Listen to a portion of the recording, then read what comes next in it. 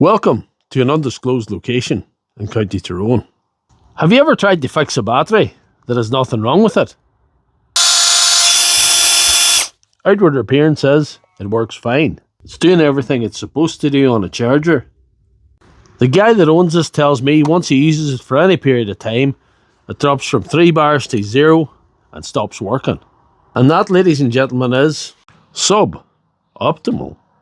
The only way to truly know what's wrong with this is to put it through a rigorous test.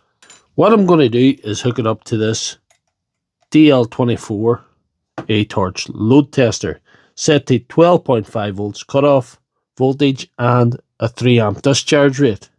And this should take about an hour and a half if this battery was right, but it won't last as long as that. So now we wait. We have quite the suboptimal result here, 2,173 milliamperes, 36, almost 37 watt hours, and only lasted 43 minutes on the load test. So this battery should be capable of 90 watt hours. That's only 36, that's just over a third, and it should be a 5,000 milliamp battery, but it's only getting 2,173, so that's much less than half. With that suboptimal result, what we have to do is get inside the battery and see what's going on. With the battery open, you can see there's a little bit of connection problem here. So we've got to reconnect that, and that involves a little bit of surgery.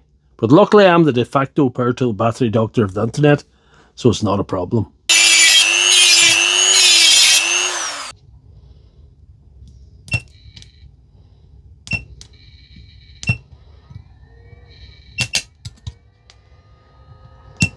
So we've got to stick it together, charge it up, then try it in the load tester again.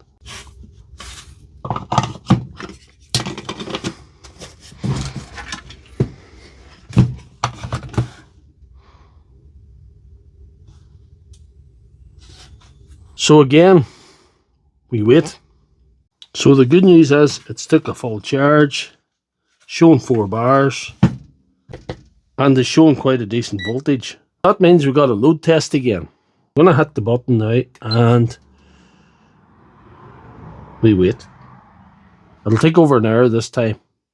Again, the load test has been completed here, and if we look at the readout, it's a lot better.